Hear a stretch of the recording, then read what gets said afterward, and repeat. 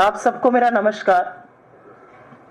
एक अत्यंत गंभीर मुद्दे पर आपके साथ फिर से एक चर्चा करने के लिए और आपके माध्यम से लोगों तक ये बात पहुंचाने के लिए आज इस प्लेटफॉर्म से आपको संबोधित करूंगी।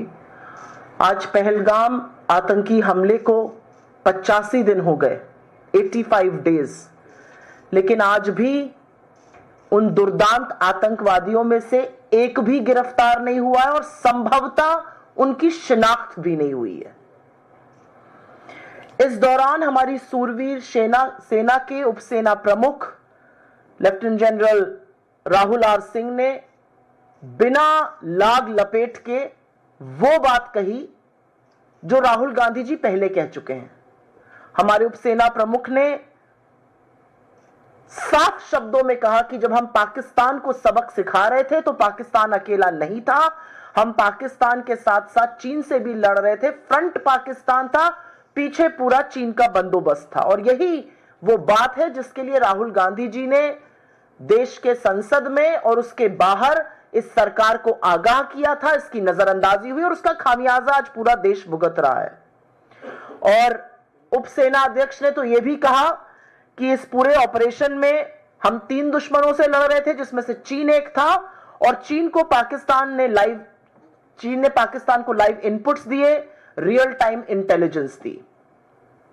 लेकिन इतना सब कुछ हो जाने के बावजूद आज क्या हो रहा है, पहले कुछ वीडियोस देख लीजिए, कुछ पिक्चर्स देख लीजिए और उसके बाद हम चर्चा करते हैं।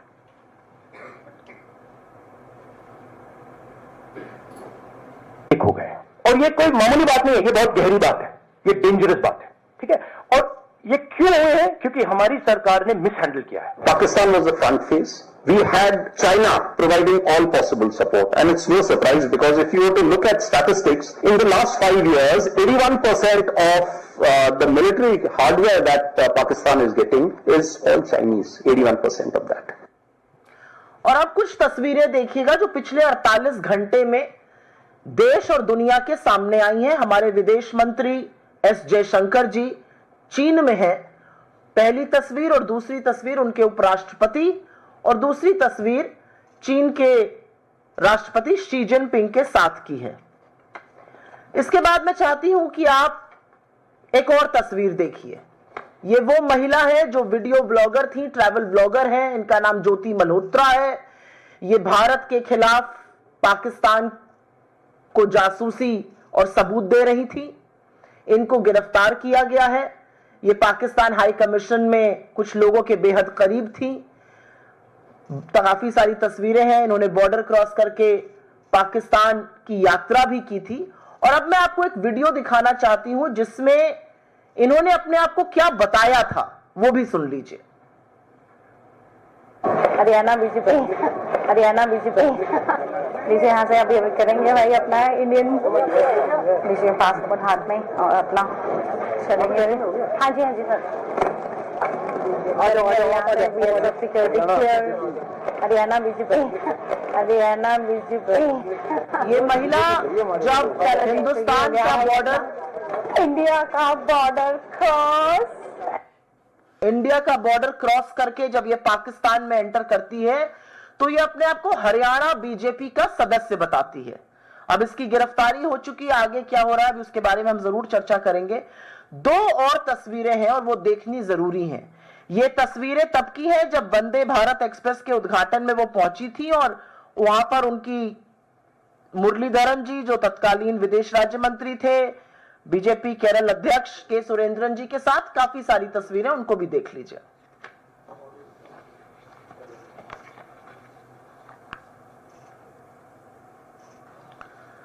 और अब बात करते हैं आज क्या हो रहा है। आपने सुना हमारे उपसेना अध्यक्ष श्री राहुल आर सिंह ने कहा कि चीन पीछे से था, पाकिस्तान सिर्फ फ्रंट था। जब हम लड़ रहे थे तो हम चीन से लड़ाई कर रहे थे, पाकिस्तान सिर्फ फ्रंट था। चीन ने पाकिस्तान को 81% हथियार पिछले कुछ 5 वर्षों में दिए हैं। इसी बात की चेतावनी, इसी बात के लिए आगाह करने का काम राहुल गांधी जी ने किया था जब उन्होंने कहा था कि चीन और पाकिस्तान को मिलाना और उनका साथ आना हमारे लिए घातक रहेगा। सरकार ने इसकी नजरअंदाजी करी थी। तो जब सेना के उपाध्यक्ष ये कह रहे हैं कि चीन ने हमारे दुश्मन के साथ खड़े होने का काम किया, तो हमारे विदेश मंत्री ये क्या कर रहे हैं? ये तो लाल लाल लेजर आंखें दिखाने वाली रील बनाते हैं। ये लप्पो झप्पो क्यों कर रहे हैं चीन के साथ? शी जिनपिंग के साथ ऐसे हाथ मिला रहे हैं, उपराष्ट्रपति के साथ ऐसे हाथ मिला रहे हैं मानो कोई बिछड़े दोस्त मिल गए हों। बिल्कुल मूक। और तो और तारीफ कर रहे हैं। अब सुन लीजिए उन्होंने क्या कहा है। 14 तारीख को कल उनकी मीटिंग हुई और उसके बाद उन्होंने कहा कि भारत चीन द्विपक्षीय संबंध पिछले अक्टूबर में जब प्रधानमंत्री मोदी और राष्ट्रपति शी जिनपिंग की कजान में मुलाकात हुई थी, उसके बाद से लगातार सुधर रहे हैं। ये जयशंकर जी किस दुनिया में रहकर बात कर रहे हैं? और जयशंकर जी लगातार हमारी शूरवीर सेना का क्यों अपमान करते हैं, क्यों उनका मनोबल तोड़ते हैं? क्योंकि कुछ बातें उनको याद दिलानी जरूरी है। जब आपके सेना अध्यक्ष ने यह बात कही, जब आपके सेना के उप प्रमुख ने यह बात कही कि चीन फ्रंट था, आप कह रहे हैं हमारे संबंध लगातार सुधर रहे हैं। हमारे 28 लोगों को क्रूर तरीके से मारने के बाद पाकिस्तान के साथ चीन मिलकर खड़ा हुआ और आप कह रहे हैं संबंध सुधर रहे हैं। क्या यह सर्वविदित नहीं है कि ऑपरेशन सिंदूर के दौरान चीन ने पाकिस्तान का पूरा समर्थन किया? उनका नेटवर्क बेस्ड ऑपरेशन था जो चीन ने जिसमें मदद करी। उनको J-10C fighter, PL-15 air to air missile और तमाम ड्रोन इस्तेमाल हुए जो तुर्की और चीन की कृपा थी। क्या यह सबको नहीं पता है?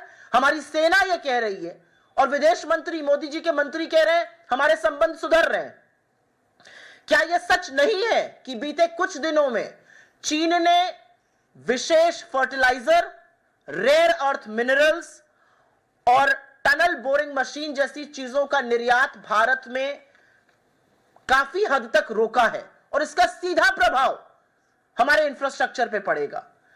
क्या यह सच नहीं है कि इस पूरे दौरान चीन की जो भारत से आयात था वो घटता जा रहा है और हमारा आयात चीन से बढ़ता जा रहा है, हमारी निर्भरता चीन पर बढ़ती जा रही है और उसी के चलते आज हमारा ट्रेड डेफिसिट, व्यापार घाटा करीब करीब $100 बिलियन पे पहुंच गया है? क्या यह सच नहीं है कि भारत की जो पेट्रोलिंग पार्टीज हैं, हम डेप्सांग, डेमचौक और चुमार जैसे इलाकों में पेट्रोलिंग करने के लिए चीन की सहमति पर निर्भर है? क्या यह सच नहीं है कि जो गलवान, हॉट स्प्रिंग और पेंगोंग झील में बफर जोन्स बनाए गए वो ज्यादातर हिंदुस्तान की सरजमी में बनाए गए और अभी तक 5 साल बाद भी 20 अप्रैल 2020 की यथावत स्थिति नहीं बनी है? क्या यह सच नहीं है कि चीन ने इस दौरान LAC के पास 50 से 100 गांव बसाए, वहां पर सड़कें, वहां पर इंटरनेट, बिजली, पानी, सारी व्यवस्थाएं कर दी और इसका खुलासा सैटेलाइट की तस्वीरों से हुआ है? क्या यह सच नहीं है कि चीन ने लगातार अरुणाचल की 30 जगहों के नाम बदले, हमारे मैप के साथ खिलवाड़ किया, हमारी भूभागीय अखंडता को ललकारा है? लेकिन हैरानी नहीं होती ना कि जयशंकर जी ऐसी बातें कर रहे हैं, क्योंकि यही जयशंकर जी तो 2 साल पहले के इंटरव्यू में कह रहे थे हम छोटी अर्थव्यवस्था है, वो बड़ी अर्थव्यवस्था है, हम उनसे कैसे लड़ेंगे? और इनके आका मोदी जी, आप सबको याद होगा कैसे उन्होंने क्लीन चिट दी थी 19 जून 2020 को और कहा था कोई घुसा हुआ नहीं जिसका फायदा चीन आज तक उठा रहा है। मोदी जी का जो चीनी प्रेम है वो दुनिया जानती है। 30 बार वो मिल चुके हैं, महाबलीपुरम में शहनाई सुनते हैं, साबरमती के तट पे झूले झूलते हैं, अपना और उनका रिश्ता, शी जिनपिंग का रिश्ता बहुत पुराना बताते हैं, हुएन सांग से उसको जोड़ देते हैं। तो मोदी जी का चीनी प्रेम सबको पता है। लेकिन आज जब चीन हमारे दुश्मन देश के साथ खड़ा है तो उसकी चिरौरी करने की क्या जरूरत है? लाल आंख दिखाने की बात करते थे, कभी लाल शर्ट पहन के लल्लो झप्पो करने लगते हैं, कभी लाल कालीन बिछा देते हैं और अब ये हाथ मिला रहे हैं, मुस्कुरा रहे हैं मानो कुछ हुआ ही नहीं है। ये हो क्या रहा है? लेकिन इससे भी ज्यादा गंभीर एक और बात है कि जब चीनी प्रेम जताया जा रहा है, जब प्रधानमंत्री दुनिया भर में घूम घूम कर मेडल बटोर रहे हैं, उसका हिंदुस्तान को क्या फायदा हो रहा है यह हमें नहीं पता। वो 28 परिवार आज भी पूछ रहे हैं उनके शहीदों को उनको न्याय कब मिलेगा। वो पूछ रहे हैं कि वो दुर्दांत आतंकवादी कब चिन्हित किए जाएंगे, कब गिरफ्तार किए जाएंगे, कब उनकी नजीर बनाई जाएगी। वो पूछ रहे हैं कि जिस पाकिस्तान ने ये किया और जिसका साथ चीन ने दिया, आप लल्लो झप्पो गलबैया क्यों कर रहे हैं चीन के साथ? और इसी दौरान एक और सवाल उठता है कि ये दुर्दांत आतंकवादी 200 किलोमीटर हमारी सरहद के अंदर आते हैं, इनको सारे रास्ते पता है, ये सारी चीजें जानते हैं उसके इर्द गिर्द, और उसके बाद इस हमले के वो चुपचाप गायब हो जाते हैं, मानो जमीन निगल गई, आसमान खा गया, वो चले जाते हैं। उनको इस एरिया की इतनी जानकारी, उनको रूट्स, उनको मैप्स इतने अच्छे से कैसे पता है?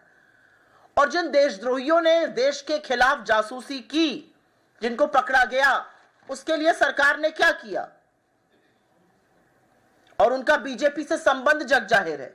इसी क्रम में मई 2025 में हिसार पुलिस ने ये महिला व्लॉगर ज्योति मल्होत्रा को गिरफ्तार किया था। ये वही व्लॉगर है जिनके चलते राष्ट्रीय सुरक्षा पर बड़ा खतरा मंडरा रहा है। ये वही व्लॉगर है जो मीडिया रिपोर्टों से पता चलता है, और अभी मैंने आपको वीडियो दिखाया, वो अपने आप को हिसार बीजेपी का कह रही हैं, तमाम बीजेपी फंक्शन में शामिल होती हैं। ये वही महिला व्लॉगर हैं जिनके पाकिस्तान हाई कमीशन में एहसान उर रहीम उर्फ दानिश से काफी अच्छे संबंध थे, वो उनका हैंडलर था। उन्हीं के चलते उन्होंने पाकिस्तान की यात्राएं करी और अन्य लोगों से भी संबंध बनाए रखा। कहा जाता है कि पाकिस्तानी एजेंट शाकिर का नाम और नंबर उन्होंने जाट रंधावा के नाम से सेव किया हुआ था, जिससे कि उसकी पहचान बच सके। असलियत यह है कि इस महिला को इनके हैंडलर्स ने, पाकिस्तान हाई कमीशन के लोगों ने तमाम बॉर्डर के उस पार लोगों से मिलवाया। इन्होंने क्या जानकारी दी? क्योंकि अब खबर यह भी है, रिपोर्ट्स के अनुसार खबर यह भी है कि जब ऑपरेशन सिंदूर चल रहा था लगातार 4 दिन तक, यह महिला ज्योति मल्होत्रा पाकिस्तानियों के टच में थी, अपने हैंडलर दानिश के टच में थी, जिसको 13 मई को भारत ने एस्पियोनाज के आरोप में देश से निकाल दिया था। और चौंकाने वाली बात यह है कि जब ये बॉर्डर क्रॉस करके जा रही हैं, जिसका आपने विवरण देखा, ये अपने आप को हरियाणा बीजेपी का सदस्य बता रही हैं। उनके सौजन्य से गई, उनकी सदस्य है, उनकी कितनी बड़ी कार्यकर्ता है, उनकी कितनी बड़ी समर्थक है, उसकी अभी हम कलई खोलने जा रहे हैं। ये बीजेपी के काफी सारे आधिकारिक कार्यक्रमों में शामिल होती हैं। वंदे भारत का इनॉग्रेशन था 2023 में केरल में, और इसमें ज्योति जी को भारतीय रेल ने आमंत्रित किया। इनकी तस्वीरें हैं, ये देख लीजिए। वे भी मुरलीधरन, जो तत्कालीन विदेश राज्य मंत्री थे, बीजेपी के अध्यक्ष, तमाम लोगों के साथ इनकी तस्वीरें हैं। सुरेंद्रन जी के साथ, ये बीजेपी के अध्यक्ष हैं जिनके साथ इनकी तस्वीरें हैं। तो सवाल यह है कि इन्होंने एक ही बार ऐसे कार्यक्रम नहीं अटेंड किए। ऐसे रेल मंत्रालय के कार्यक्रम, ऐसे इवेंट्स इन्होंने 5-5 बार अटेंड किए। तो क्या भारत सरकार बिना किसी को चिन्हित किए, बिना किसी का बैकग्राउंड चेक किए, इतने हाई प्रोफाइल इवेंट्स में बुला रही है जहां पर बीजेपी के अध्यक्ष बैठे हुए हैं, जहां पर बीजेपी के मंत्री बैठे हुए हैं? यह हो क्या रहा है?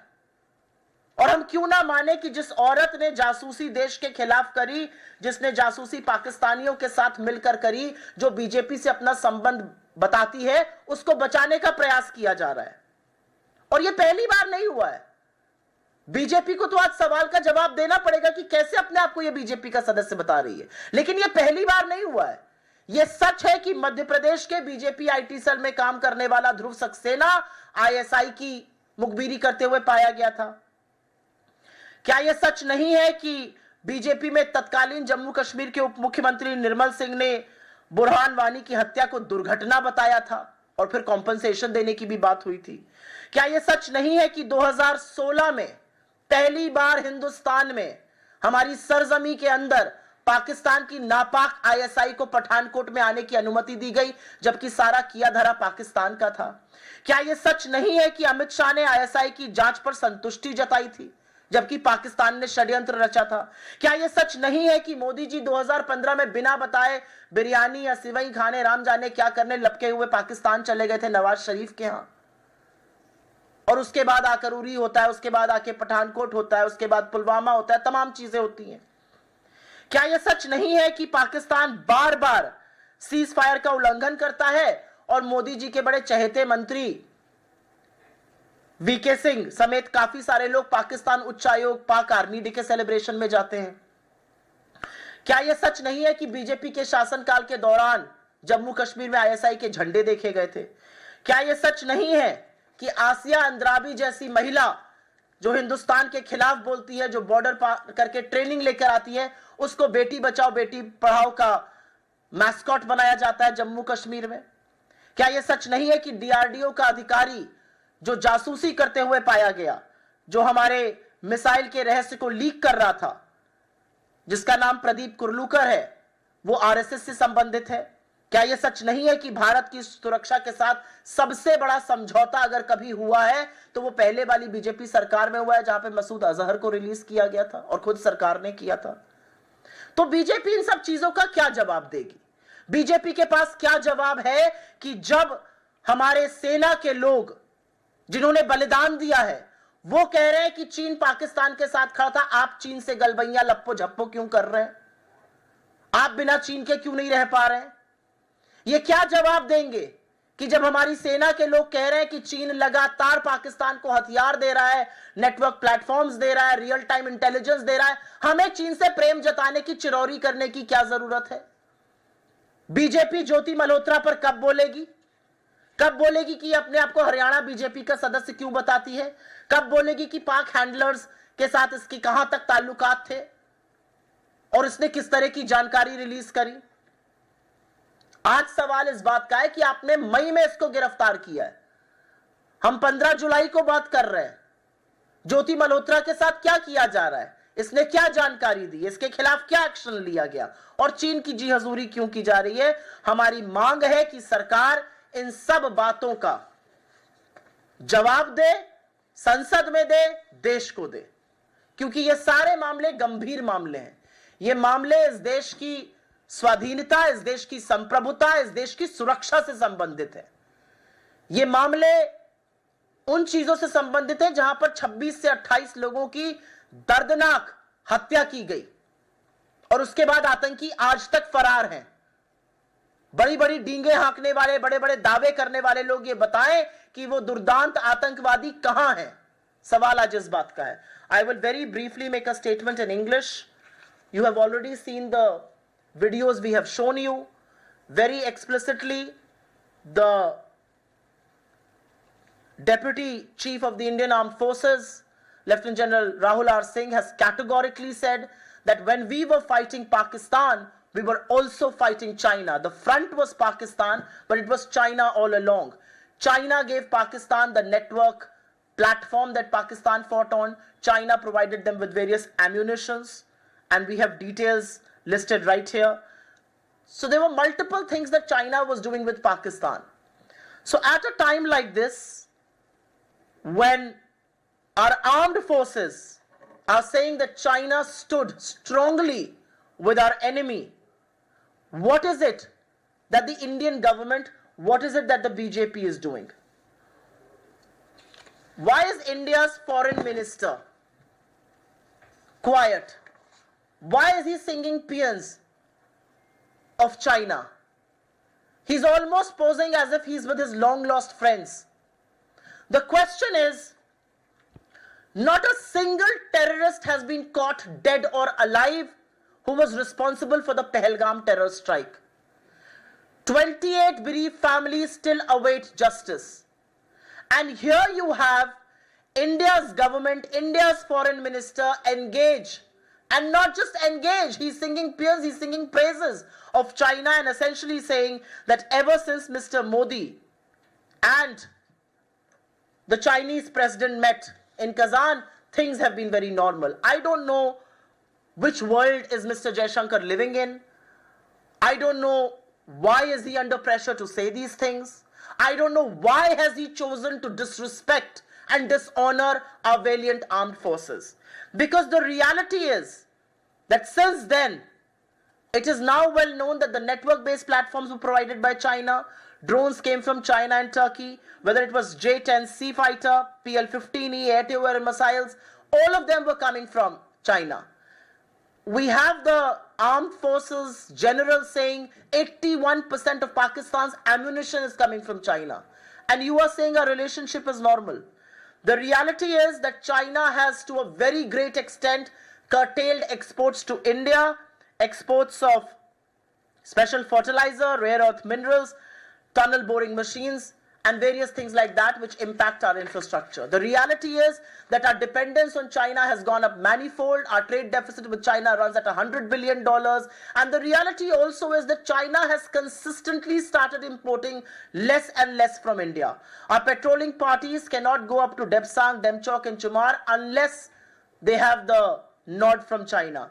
The reality is whether it's the buffer zones in Galwan, Hot Spring or Pangong, they're all built in India's territory. And the April 2020 status quo ante has not been restored. The reality is that during this period, China has built about 50 odd villages around the LAC with roads, with electricity, with water supplies, with concrete structures, and this is all being revealed by satellite images. The reality is that China has changed the names of 30 places in Arunachal Pradesh, directly challenging, by changing maps of India, our sovereignty. The reality is that I am not surprised at all that Jaishankar ji is saying this, because he's the same person who had previously, about 2 years back, said in an interview that we are a small economy, how do we fight a larger economy? He belongs to a government where the Prime Minister gave a clean chit to China and categorically said nobody had entered on the 19th of June 2020, something that has worked to China's advantage globally ever since. Everybody knows how much Mr. Modi loves China. He's been to China, he's received Chinese people for about 30 times now, all through his career. Whether it's Mahabalipuram or whether it's Sabarmati, he's enjoyed great company with Mr. Xi Jinping. But who's bearing the cost of this? He's roaming the world collecting medals. We are bowing before China for God alone knows what reason. But who's bearing the brunt of this? And the one question that remains on the minds of the 28 martyred families is, when will they get justice? And why have terrorists not been arrested? Isn't it a very valid question that how did those terrorists enter 200 kilometers into our territory? They did the Pahalgam terror strike and then vanished in thin air. How were they so aware of the routes? How did they know about the roads? How were they aware of the maps? How were they so well versed with the geography of that region? And why must not one believe that people who've been arrested for spying on India for Pakistan must be responsible for this? It is very, very concerning that people who have been arrested for espionage against India claim of their connections with the BJP. They have been shown in pictures with BJP leaders. They have claimed to be BJP members. Here is one woman, Jyoti Malhotra. She's a travel vlogger. And when she was crossing the India border to go to Pakistan, she claimed she was from Haryana BJP. The reality is that she was in touch with a man called Danish, who was her handler in the Pakistan High Commission, who ensured her trips to Pakistan. And the reality also is that she had various numbers saved in her phone, like Jat Randhawa, who was actually a Pakistan national. She had met several people during her trips to Pakistan, including Rana Shehbaz. And this man was eventually thrown out of India for spying against us, who was working in the Pakistan High Commission. But this is not alone. Jyoti Malhotra is not just crossing borders claiming to be from Haryana BJP. She's also attending events here. She's being hosted by BJP, she's being hosted by the government not once but several times. This is the Vande Bharat Express launch where she attended, where the then State Minister for External Affairs, Mr. Muralidharan, was there. Mr. Surendran, then BJP President, was present there. How does she have access to all these places? And not once but several times over.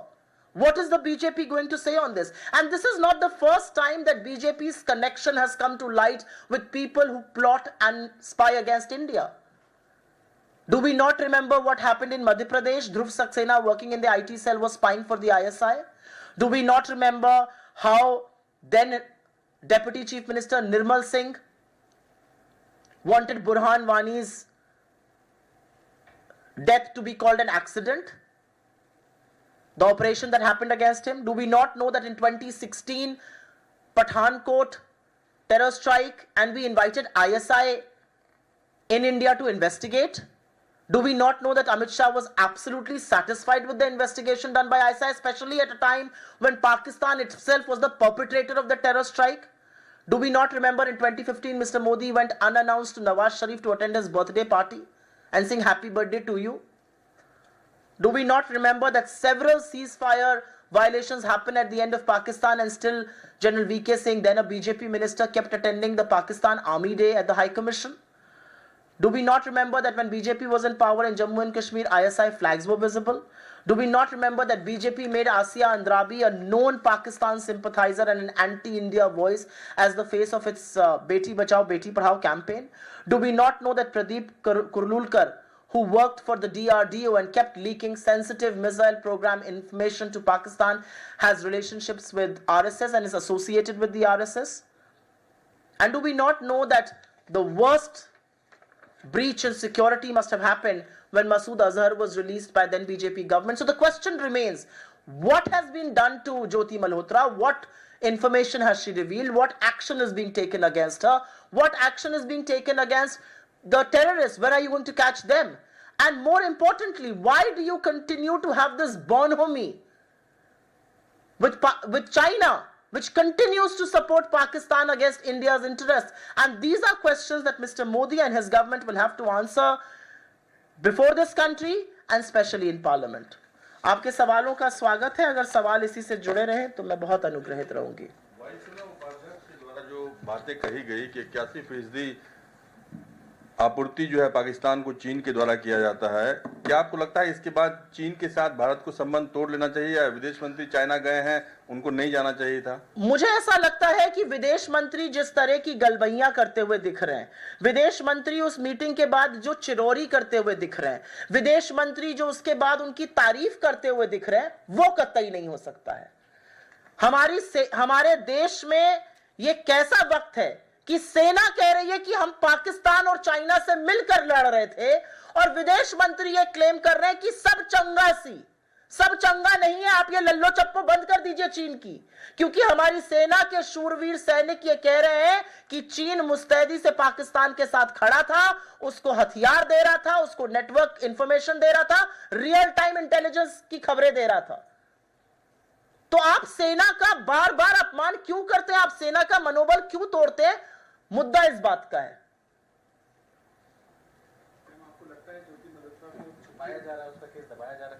मुझे ऐसा लगता है कि ज्योति मल्होत्रा का नाम जब से सामने आया है, बीजेपी की तरफ से एक सुई टपक सन्नाटा बना हुआ है. एक वीडियो है जिसमें वो अपने आप को हरियाणा बीजेपी का बता रही है. तमाम बीजेपी के फंक्शंस अटेंड कर चुकी है. गवर्नमेंट ऑफ इंडिया ने उसको इनवाइट किया है. अपने मन से तो नहीं पहुंच गई होगी वंदे भारत के इनॉग्रेशन पे और मंत्री जी के साथ और अध्यक्ष जी के साथ फोटो खींच रही है.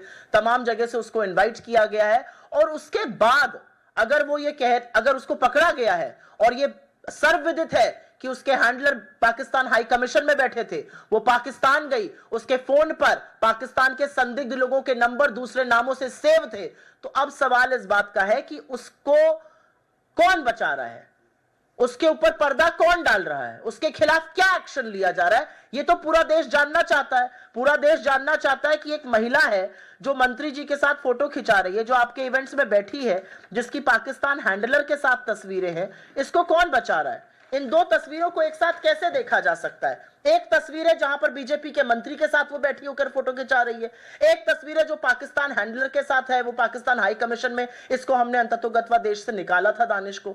ये दोनों चीजें हो रही हैं और इसमें बिल्कुल सुई टपक सन्नाटा है. कोई सवाल नहीं पूछे जा रहे हैं, बीजेपी की ओर से कोई जवाब नहीं आ रहा है. सरकार क्या कर रही है पता ही नहीं है. मई से इसको अरेस्ट किया गया है, जुलाई आ गया है. दो सवाल है. आपने ज्योति मल्होत्रा का जिक्र किया तो पहले उसकी तस्वीर पर बात करता हूं. रिपोर्ट भी देखा था, काफी रिपोर्ट चली हुई थी जिसमें यह कहा गया था कि ज्योति मल्होत्रा जो केरल गई थी वो वहां की गवर्नमेंट गेस्ट के तौर पर गई थी. केरल गवर्नमेंट ने इनवाइट किया था, गवर्नमेंट गेस्ट के तौर पर गई थी, उसको जो है सारी सुविधाएं दी गई थी, यहां तक कि उसको पेमेंट किया गया था. तो ये तस्वीर जो है संभवतः उसी दौरान की है, ये शायद आप ज्यादा बेहतर बता पाएंगे, केरल के दौरान की. तो वो गवर्नमेंट गेस्ट थी और ये आरटीआई में रिवील किया गया था, डेटा सामने आया था. दूसरी चीज जो चीन को लेकर के आप लोगों का कहना है, तो ये मुद्दा जो संसद में भी कई बार उठा, जहां पर जो है बीजेपी की तरफ से ये कहा गया कि कांग्रेस जो है चीन के साथ में एमओयू साइन करती है, राहुल गांधी के ऊपर हमलावर रही है लगातार बीजेपी. संसद में सवाल उठाया गया कि आखिर राहुल गांधी चीन के इतना करीब क्यों है. तो आप लोग बीजेपी के ऊपर आरोप लगा रहे हैं, बीजेपी जो है कांग्रेस के ऊपर वही आरोप लगा रही है. इन बेतुकी बातों का कोई मतलब है? 11 साल से सत्ता में आप हैं, चीन के साथ गलबैया आप कर रहे थे, महाबलीपुरम में शहनाई आप सुन रहे हैं, साबरमती के तट पे झूलों में पींगे आप लगा रहे हैं, कभी वेष्टी पहन के खड़े हो जाते हैं, कभी नारियल पानी लेके खड़े हो जाते हैं। गलवान में 20 जाबाजों की शहादत का हमने क्या बदला लिया? हमने चीन को क्लीन चिट दी कि कोई घुसा हुआ नहीं है। गलवान की शहादत के बाद जब पहली बार मोदी जी शी जिनपिंग से मिले, वो पीछे से आ रहे थे, ये भोजन कर रहे थे, भोजन छोड़कर लाल शर्ट पहनकर जी हजूरी करने लगे बाली में। अरे लाल आंख दिखाने का वादा किया था, लाल शर्ट पहनने का वादा नहीं किया था, लाल कालीन बिछाने का वादा नहीं किया था। और अब जब 28 लोगों की निर्मम हत्या हुई है, पाकिस्तान से ट्रेन टेररिस्ट आए, उन्होंने इसको अंजाम दिया, एक टेररिस्ट को आप गिरफ्तार नहीं कर पाए। असलियत इस बात की, और आप लोग भी ये सवाल नहीं पूछते, बड़ी बड़ी डींगे हाकी जा रही हैं।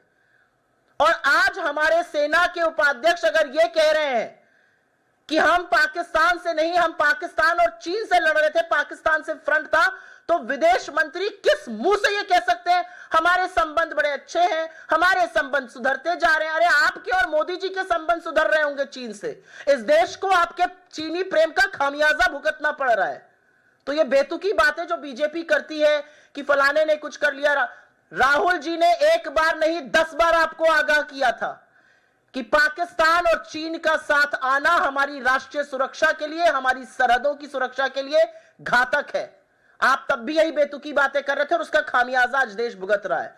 और अब जब सर्वविदित है कि चीन ने पाकिस्तान की पूरी मदद करी ऑपरेशन सिंदूर के दौरान, हमारा नुकसान हुआ, हमारे जेट्स का नुकसान हुआ, आप अभी भी कह रहे हैं हमारे रिश्ते सामान्य हैं। मोर पिया मोर नाम ना पूछे, मोर सुहागन नाम। असलियत ये है, ये असलियत है। चीन आपको तवज्जो नहीं दे रहा है, आप लपके लपके चीन से कह रहे हैं बहुत हमारे अच्छे रिलेशन है।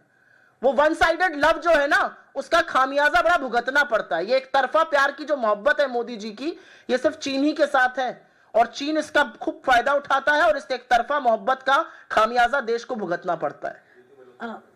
मैम, ज्योति मल्होत्रा सिर्फ एक बार नहीं, ज्योति मल्होत्रा 6 रेल मंत्रालय के कार्यक्रमों में शामिल हुई थी।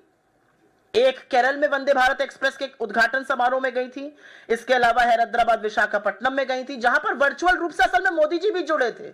तो जहां पर प्रधानमंत्री शिरकत कर रहे हैं, वहां पर आप ऐसे लोगों को बुला रहे हैं जिनका आपको बैकग्राउंड ही नहीं पता है, जो पाकिस्तान के हैंडलर से हैंडल हो रहे हैं। तो ये जो ठीकरा फोड़ने की कोशिश है ना कि भैया राज्य सरकार पे फोड़ दो, जिसने बुलाया उससे भी सवाल पूछे जाएंगे। लेकिन आपके तो मान्यवर 6 कार्यक्रमों में शामिल हुई हैं, वीडियो में कह रही है हरियाणा बीजेपी से आई है पासपोर्ट दिखाते हुए, अब उस पर भी तो चुप्पी तोड़िए। मैम, जवाब तो बहुत सारे चाहिए, पिछले 10 साल से कोई जवाब नहीं मिल रहा। पुलवामा में 40 परिवार भी आज भी पूछ रहे हैं, सिर्फ यही 28 परिवार नहीं, उसका भी जवाब नहीं मिला। कभी मतलब बहुत सारी चीजें, जवाब तो किसी चीज से दे नहीं रहे हैं। आप कैसे सोचती हैं कि जवाब देंगे किसी भी तरह का? हम इस देश का एक जिम्मेदार विपक्ष है। एक जिम्मेदार विपक्ष होने के नाते, एक सकारात्मक विपक्ष होने के नाते हमारी ड्यूटी है कि जो लोगों के मुद्दे हैं हम उन मुद्दों को उठाएं।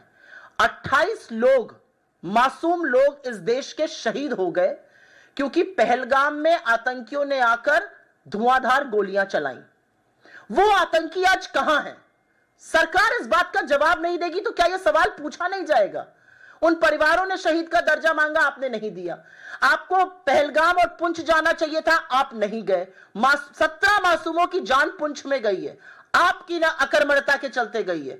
आपने जब स्ट्राइक किया, आपको वहां से गांव खाली कराने चाहिए थे। आपके चलते 17 में से, जिसमें छोटे छोटे बच्चे शामिल हैं, शहीद हो गए। तो आज सवाल इस बात का है कि ना आपका जब जाना था पहलगाम, आप बिहार घूम रहे थे, आप बॉलीवुड के कार्यक्रम में मुंबई में घूम रहे थे, आप केरल और आंध्र में बैठकर मंच पे हंसी ठिठोली कर रहे थे, आप दुनिया भर में मेडल इकट्ठा कर रहे हैं। देश का क्या फायदा हो रहा है इसमें? और मेरा अपना मानना है कि इन सवालों को उठाना जरूरी है। अगर सवाल नहीं उठाए जाएंगे, सवाल नहीं पूछे जाएंगे, तो क्या लोकतंत्र का मुंह बंद करके मुंहबंदी भी कर दी जाएगी? अब हम सवाल सड़कों पे उठाते हैं, हम सरकार प्रेस के माध्यम से उठाते हैं, हम सरकार से सवाल सदन में उठाते हैं, लेकिन सवाल उठाना थोड़ी बंद हो जाएगा।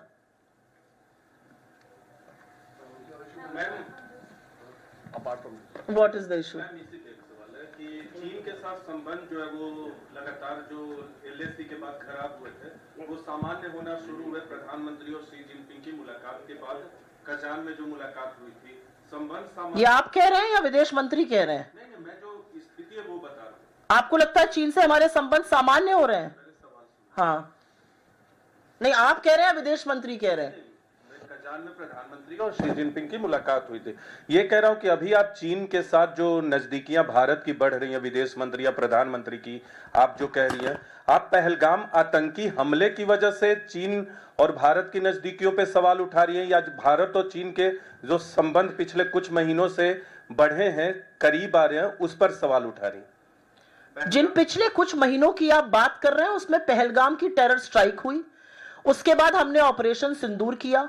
4 दिन तक हमारी शूरवीर सेना पाकिस्तान को सबक सिखाती रही, और पाकिस्तान को नहीं, हम तो चीन से लड़ाई कर रहे थे। चीन ने उनको हथियार दिए, वर्ल्ड क्लास हथियार दिए, चीन ने उनको नेटवर्क प्लेटफॉर्म दिए, चीन ने उनको रियल टाइम इंटेलिजेंस दी। इन कुछ महीनों में जिसमें आप कह रहे हैं संबंध हमारे सामान्य हुए हैं, चीन ने हमारे यहां जो एक्सपोर्ट करते थे हम चाइना से, rare earth minerals, tunnel boring machines, विशेष तरह का फर्टिलाइजर, उसका निर्यात काफी हद तक सीमित कर दिया, उसको रोक दिया। यह सामान्य संबंधों की तस्वीर है क्या?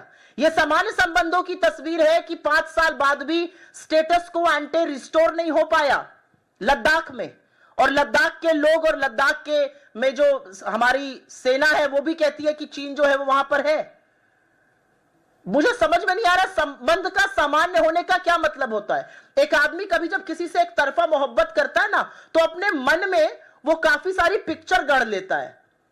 वो अपने मन में सोचता है कि फलाना मुझसे प्रेम करता है क्योंकि वो एक तरफा मोहब्बत कर रहा है। ये एक तरफा मोहब्बत का नतीजा है। मोदी जी को और जयशंकर जी को एक तरफा मोहब्बत है चीन से, और वो एक तरफा मोहब्बत के नतीजे से सोच रहे हैं सब चंगा है, बहुत अच्छे संबंध है। ये अच्छे संबंधों के नतीजे हैं। ना स्टेटस को एंटे हुआ है, एलएसी पर 50-50 गांव बसा रहा है, हमारे अरुणाचल के जगहों का नाम बदल रहा है, हमारे मैप के साथ खिलवाड़ कर रहा है। ये सामान्य संबंध के लोग करते हैं, ये मित्र देश करते हैं। मुझे तो नहीं लगता है। अब इसकी डेफिनेशन मोदी सरकार में कुछ और हो तो वो अलग बात है। जी मैम, ऑर्गेनाइजर मैगजीन में एक आर्टिकल लिखा गया है जिसमें कहा है कि संविधान की प्रस्तावना में शामिल समाजवाद और पंथ निरपेक्ष शब्दों का शामिल करना संवैधानिक धोखाधड़ी है। क्या है? संवैधानिक धोखाधड़ी। ये कहां पे छपा है? माइक पे बोल दीजिए, ये कहां पे छपा है? भैया माइक देना उनको जरा। ये कहां पर छपा है? ऑर्गेनाइजर में एक आर्टिकल छपा है। ऑर्गेनाइजर कौन छापता है? इसका जवाब भी मैं दूं। ऑर्गेनाइजर या पंचजन्य जैसे अखबार अगर हमारे संविधान पर सवाल उठाते हैं, उनको हमारे संविधान में धर्मनिरपेक्षता और समाजवाद से चिढ़ है, तो ये तो आरएसएस के वही लोग हैं जो बाबा साहब को भला बुरा कहते थे, उनकी तस्वीरें जलाते थे, संविधान की प्रतियां जलाते थे, जिन्होंने 53 साल तक तिरंगे का बहिष्कार किया। तो ये अब नया क्या कर रहे हैं? ये तो वही लोग हैं जो कहते थे 400 दे दो तो देश का संविधान बदल देंगे। वो अलग बात है, देश ने नकेल कस दी। तो इसमें क्या मैं जवाब दूं? मैडम मुझे ये बताइए, पहलगाम हादसे के टाइम पे भी राहुल गांधी चीख चीख के जगा रहे थे सरकार को, उसके बाद अब राहुल आर सिंह ने जब खुला बता दिया सारी चीज़ें, और राहुल गांधी उस टाइम भी चीख चीख के सरकार को बता रहे थे, फिर भी इतने खूबसूरत रिलेशन जो हम चाइना के साथ बना रहे हैं, इसके पीछे क्या ये वजह है कि भारत सरकार चाइना से डरती है? भारत सरकार चाइना से डरती है कि नहीं डरती मुझे नहीं पता, लेकिन मोदी जी का जो चीनी प्रेम है वो बहुत प्रगाढ़ है। एक तरफा मोहब्बत की जो शिद्दत है उनकी, वो पिक्चर थी पता नहीं कौन सी, उसमें डायलॉग था, एक तरफा मोहब्बत की ताकत। मोदी जी की जो एक तरफा मोहब्बत है चीन से, उसका खामियाजा ये देश भुगत रहा है। बहुत धन्यवाद, thank you very much. Ma'am एक अलग बिहार को लेकर एक है जी। आज भी एक आईसीआईसीआई बैंक के मैनेजर की डेड बॉडी की कुएं में मिली है बिहार में। लगातार अब तक 14 हत्याएं हो चुकी है तकरीबन पिछले 1 हफ्ते 8 दिन पे। इस पर आपका क्या कहना है? मुझे ऐसा लगता है एक दिन ऐसा नहीं बीतता है जहां पर बिहार से रक्त रंजन की खबर ना आए, जहां पर बिहार में दिन दहाड़े गोलियां चल रही हैं। आप बैंक मैनेजर की बात कर रहे हैं, कोई किराना व्यापारी, कोई बालू का व्यापारी, कोई कपड़े का व्यापारी, कोई अस्पताल का मालिक, चाहे वो गोपाल खेमका हो, रमाकांत यादव हो, विजय मेहता हो, ऐसे तमाम लोगों की दिन दहाड़े हत्या हो रही है। दिन दहाड़े बिहार में गोलियां चल रही हैं। कभी कभी लगता है ओटीटी का प्लेटफॉर्म में जिस तरह की पिक्चरें दिखाई जाती है वो बिहार में हो रहा है, और ये दूर दराज इलाकों में नहीं हो रहा है, ये वहां की राजधानी पटना में हो रहा है। तो बिहार में जो सुशासन का एक फर्जी दावा ढोल ठोका गया, उसकी कलई चुनाव आने पे खुलती ही जा रही है। दिख रहा है दुनिया में बिहार में क्या हो रहा है। बिहार में महिलाएं असुरक्षित हैं। बिहार में एक बच्ची का रेप होता है, उसको 20 बार चाकू मारा जाता है। पटना के अस्पताल के बाहर वो 8 घंटे तक एम्बुलेंस में रहती है और अंततोगत्वा दम तोड़ देती है वहां पर। यह बिहार है। बिहार बच्चों के खिलाफ दुष्कर्म के मामले में नंबर 2 है पूरे देश में, महिला अपराध के मामले में नंबर 2 है, हत्या और हत्या की कोशिशों के मामले में नंबर 2 है। कौन सा सुशासन है भाई बिहार में? यह डबल इंजन की सरकार का ढोल पिट रहा है। यह असलियत है बिहार की। मेरा अपना मानना है कि अपराधी बेखौफ इसलिए है क्योंकि अपराधियों को नहीं, छोटे मोटे लोगों को पकड़ के कार्रवाई की जाती है। बिहार की पुलिस और बिहार का प्रशासन और बिहार की सरकार उन लोगों के खिलाफ एक्शन लेती है जो नौकरी की मांग करते हैं, जो मांग करते हैं नीट पेपर लीक क्यों हुआ, उनके खिलाफ जो चीजें होती है उन पर निरंकुशता दिखाती है। अपराधी बेखौफ होकर बिहार में घूम रहा है। ये गुंडा राज जो है, ये बिहार में डबल इंजन की सरकार का तोहफा है। जी Ma'am, Balasore victim has now lost her life. Rahul Gandhi had also made a tweet in the morning in which he has blamed the entire system. But Dharmendra Pradhan is now attacking Rahul Gandhi, saying that he's trying to play dirty politics over this sensitive matter. And the Deputy Chief Minister is now saying that justice will be given to her. What is your take upon it? How many women will have to lose their lives before our politicians become sensitive to this? I think what Rahul Gandhi ji is saying is absolutely true. The reality is that this girl, a very promising career ahead of her, kept complaining of sexual harassment not once, not at one platform, but at several levels. The man sexually exploited her, he harassed her mentally, and eventually she was left with no choice, but she self-immolated. And now she has succumbed to her injuries. Her father awaits justice. The rest of this country awaits justice. What did the BJP do? What action was taken by the chief minister? What action was taken by the police? What action was taken by the university? They are all responsible for a young promising girl to have lost her life. And I hate to say this. I was very moved to see the Honorable President yesterday in Odisha visit her. The President had raised her voice when RG Kar had happened. I wish she starts raising voice about what is happening to women in Odisha. A girl studying in class 6 is pregnant. A girl studying in class 9th is delivering a child. That's the level of sexual exploitation across government schools and colleges. That's what's happening to women in Odisha. The number of women who've gone missing in Odisha has already been spoken from this platform yesterday by both my colleagues Alka ji and Sophia ji. I am not going to repeat that. But what is happening in Odisha is a blot on humanity. It's a blot on justice for women. Ma'am, SIR को लेकर लगातार विपक्ष विरोध कर रहा है। मामला court में कल चुनाव आयोग की तरफ से एक बयान जारी किया गया जिसके मुताबिक प्रतिशत में उन्होंने दिया है, लेकिन उसका जो आकलन किया गया 35 लाख से अधिक मतदाताओं के नाम कटे हैं, जिसमें मृत मतदाता एक जगह से दूसरी जगह शिफ्टेड हैं, परमानेंट तौर पे उनके नाम है और डबल जिनके नाम थे उनके नाम। कैसे देख रही हैं इसको आप? अब तक अभी 11 दिन शेष है SIR में।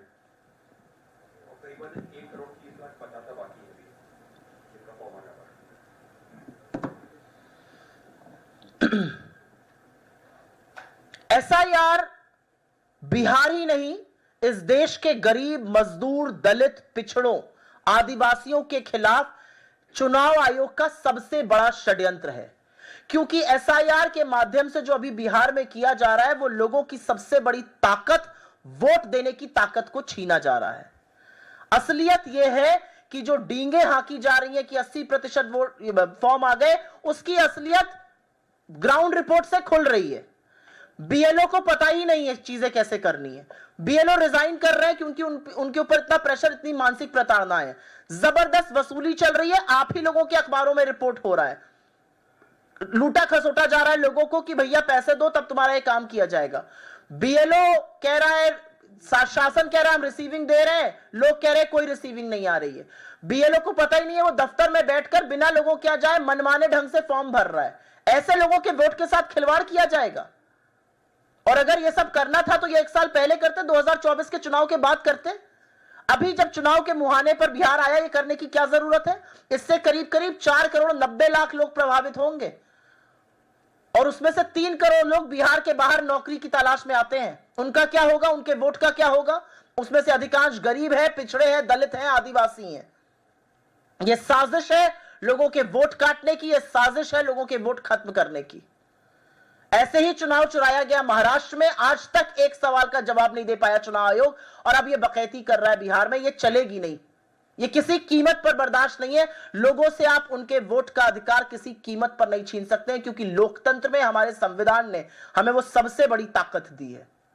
और असलियत यह है कि यह एक प्रशासनिक ऑर्डर के माध्यम से हो रहा है, जो रिप्रेजेंटेशन ऑफ पीपल्स एक्ट के अमेंडमेंट के खिलाफ है। 24(3) जो अमेंड हुआ, जो कहता है कि आधार को बेसिस पर आपका वोटर आईडी कार्ड बन सकता है, आज भी देश के तमाम जगहों पर बन रहा है। आधार, अगर आपको सांस भी लेनी पड़े, दवाई लेनी पड़े, अस्पताल जाना पड़े, स्कूल जाना पड़े, रेल टिकट, ट्रेन टिकट, डिजी यात्रा, हर जगह आधार चाहिए। यहां आधार नहीं चलेगा। 80 करोड़ लोगों को फ्री का राशन दे रहे, दिन भर टेरते रहते हैं, यहां पर वो राशन कार्ड नहीं चलेगा। जिस वोटर आईडी कार्ड से ये सरकार चुनी गई, वो वोटर आईडी कार्ड मान्य नहीं, तो ये सरकार कैसे वैध और मान्य है? 40 में से 30 सांसद एनडीए के हैं। वापस आए सारे सांसद, वो सारे सांसद आए और इस्तीफा दें। उनको तो घुसपैठियों ने चुना। जब चुनाव आएगा तो इसी तरह का एक नैरेटिव बनाया जाता है। 11 साल से सत्ता में आप हैं, 20 साल से घटक दल आप हैं, वहां पर झुंझुना बजाने का काम करते हैं, घुसपैठिया चिल्लाते हैं। जब चुनाव आता है, कहां गए दिल्ली के घुसपैठिए, कहां गए बंगाल के घुसपैठिए? और अगर आप 11 साल से सत्ता में हैं, तो अमित शाह जी को तो सबसे पहले बर्खास्त कर देना चाहिए, मोदी जी को। इधर उधर घूमते रहते हैं, घुसपैठियों को नहीं। बीएलओ जाके घुसपैठिए पकड़े ले रहा है, अमित शाह और माइटी इंडियन गवर्नमेंट नहीं पकड़ पा रही है। क्या विडंबना है। बीएलओ जो आंगनबाड़ी की महिलाएं होती हैं, प्राइमरी स्कूल के टीचर होती है, क्या जबरदस्त बीएलओ है, घुस कर घुसपैठियों को पकड़ रही हैं। भारत सरकार को पता नहीं चश्मा लगा के दिखाई नहीं रहा है, इधर उधर डोल रहे। क्या तमाशा है भाई, इस देश को तमाशा बना दिया है। इस देश को लाइन में खड़ा करने का एक टास्क देने का तमाशा है। आधार को पैन से लिंक करो, आधार को बैंक से लिंक करो, अपने पैसे के लिए लाइन में खड़े हो जाओ, राशन के लिए अंगूठे का वेरिफिकेशन कराओ, अब जब कोरोना के लिए वैक्सीन लगवाओ, अब जब सब खत्म हो गया लाइन में खड़ा करना, तो अब भैया अपनी नागरिकता सिद्ध करो। आप कौन होते हैं नागरिकता पूछने वाले? तो जो बिहार में हो रहा है वो बहुत बड़ा षड्यंत्र है। बहुत बहुत धन्यवाद, थैंक यू वेरी मच।